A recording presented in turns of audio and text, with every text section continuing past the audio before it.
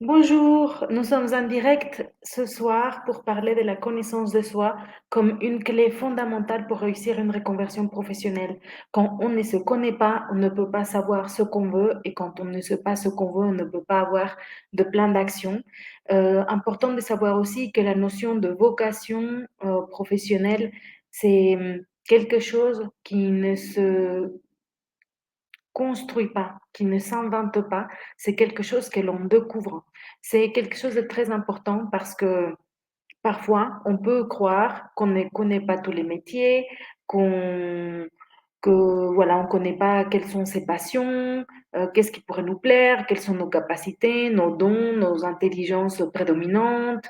Bref, donc, on croit que peut-être on pourra avoir un éclair qui va nous frapper et qui va nous dire quel est le métier qui pourra nous correspondre. Et parfois, ça se passe pas comme ça. Dans un premier temps, ce fait de pas assez se connaître, ben, fait qu'on choisit par rapport à, à des conditionnements ou à l'environnement qu'on avait quand on devait faire ses choix. Donc, je pense bien évidemment à la famille et le lieu où l'on vit quand on a, par exemple, 18 ans et qu'on décide d'aller soit en école d'ingénieur ou en école de commerce, ou en tout cas décider d'une voie d'études et professionnelle. Donc, la famille joue un rôle extrêmement important dans la définition de la réussite professionnelle. Également, l'école, le collège, le lycée nous amènent à pencher vers certains types de professions ou alors vers certaines voies. On parle parfois des voies royales, donc on a envie d'aller vers les voies royales, par exemple, surtout si on a des bonnes notes en sciences ou d'autres matières. Et puis, il y a également la mode, enfin, plus que la mode, la société, qui inculque aussi ou qui met un certain standard, une certaine réputation, un statut à certains métiers.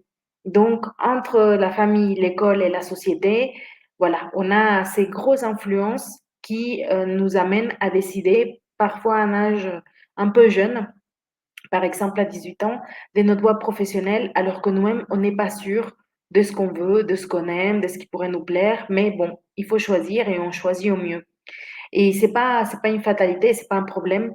Là où ça devient plus problématique, c'est quand on est dans la réalité du terrain, quand on a fini, par exemple, nos études et qu'on commence à travailler et qu'on se rend compte qu'on n'est pas à notre place à 100%, que nos capacités, nos dons sont peut-être pas valorisés ou qu'on a l'impression de nager à contre-courant ou qu'on a l'impression également de ne pas partager les mêmes valeurs humaines que notre entourage, que notre hiérarchie, que notre entreprise, que nos valeurs personnelles, celles qu'on défend, ça s'appelle valeurs parce qu'on y donne de l'importance, on y donne de la valeur, ben, ne sont pas respectées, écoutées ou mises en avant dans l'environnement voilà, professionnel dans lequel on évolue.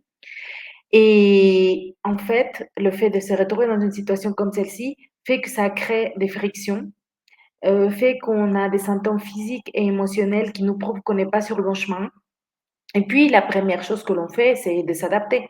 On essaye de s'adapter, on essaye de faire de notre mieux, de rester professionnel, d'avoir de bonnes relations, d'aller de l'avant dans les projets.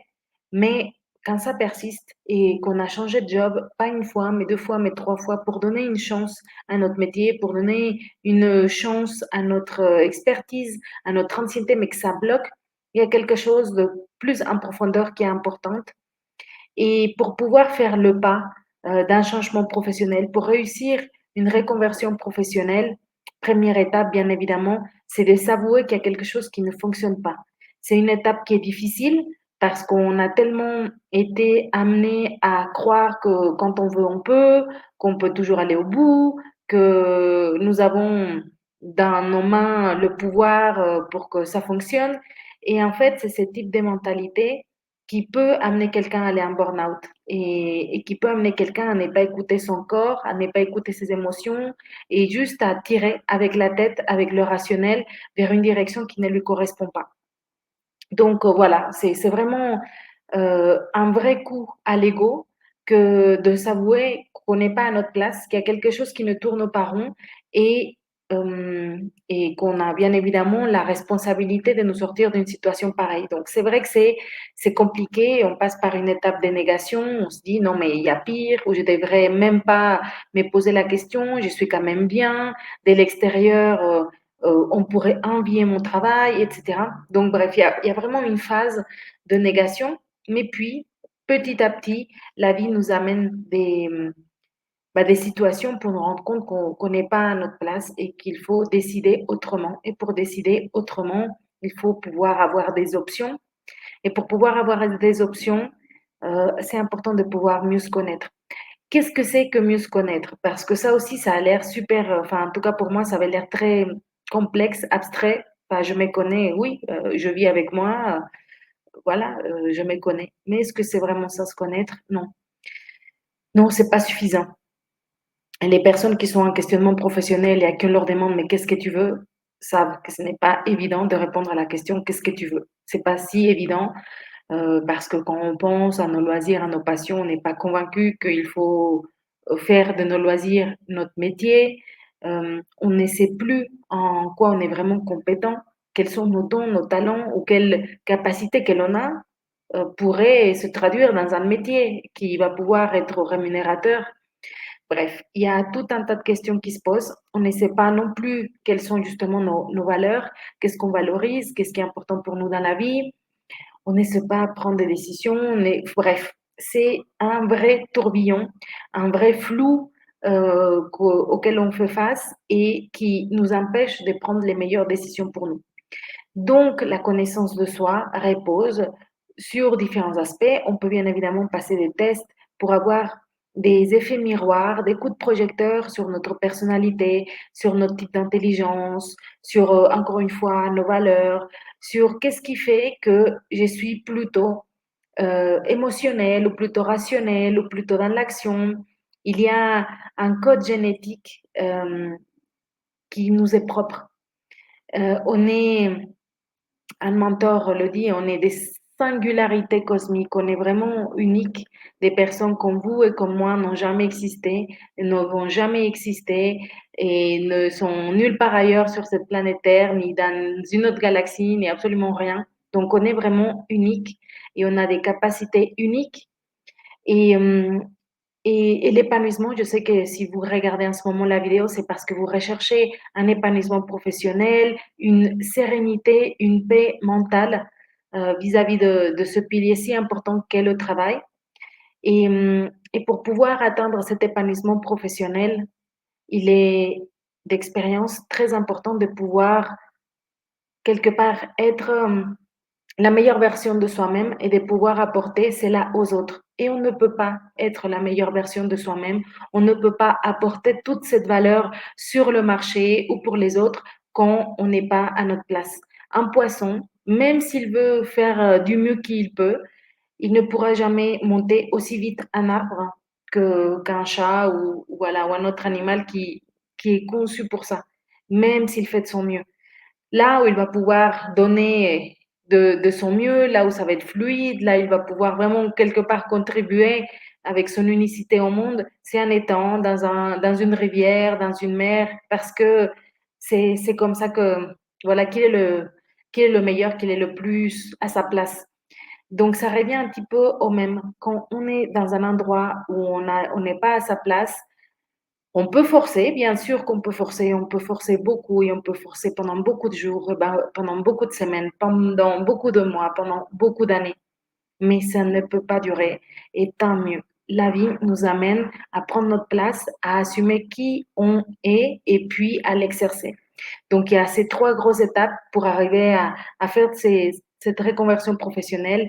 Numéro 1, si on ne se sent pas épanoui, c'est de faire, ce chemin, de s'avouer qu'il y a quelque chose qui ne va pas. Ensuite, de partir à la découverte de notre vocation. Comme je le disais au début, on n'invente pas sa vocation, on la découvre. Donc une fois qu'on la découvre, on l'assume et puis on l'exerce. Donc j'espère que ce live vous parle, vous inspire et vous pousse à mieux vous connaître. Encore une fois, il y a des outils en ligne ou alors des accompagnements comme celui que je propose qui s'appelle Reconversion réussie. C'est un accompagnement qui dure 10 semaines et qui a pour objectif de vous aider à trouver le métier qui vous correspond par rapport à la personne que vous êtes aujourd'hui. Donc peut-être qu'effectivement à 18 ans, vous avez pris un certain chemin et c'était le meilleur chemin pour vous à cette époque-là. Mais si aujourd'hui ça ne résonne plus avec qui vous êtes, avec vos priorités, avec vos envies, avec la personne que vous voulez devenir pour les 3, 5, 10 prochaines années, alors pourquoi continuer sur des rails qui ne vous amènent pas là où vous voulez aller? À quoi bon? Donc, si vous êtes dans cette situation de flou, je serais ravie de pouvoir échanger avec vous, de poser un diagnostic sur votre situation, de vous apporter un maximum pour avoir accompagné plus de 150 cadres à trouver leur voie professionnelle. Je suis également coach carrière de grandes écoles. Je travaille principalement avec des cadres issus de grandes écoles d'ingénieurs et de commerce comme l'INSA, l'ESSEC, HEC, UniAgro et bientôt les Camps de Lille, j'espère. Donc, bref, j'espère pouvoir vous apporter le maximum de mon expérience, de mon expertise via cet appel qui est complètement offert et qui a pour objectif justement d'échanger. Si je trouve que je suis avec mon équipe les meilleurs pour pouvoir vous aider, on pourrait en discuter et vous expliquer comment. Si on trouve ou je trouve que c'est pas pertinent pour vous, que c'est pas utile, je serais ravie de vous aiguiller vers une autre personne, une autre ressource, une institution, un livre, un séminaire qui saurait correspondre par rapport à là où vous en êtes. Mais voilà, donnez-moi l'opportunité de vous écouter et de vous apporter un feedback. Je vous souhaite une excellente fin de semaine. Bon, il reste encore quelques jours, mais une bonne fin de semaine. Merci beaucoup de votre écoute, de votre présence et à une prochaine fois pour un prochain live. Ciao, ciao.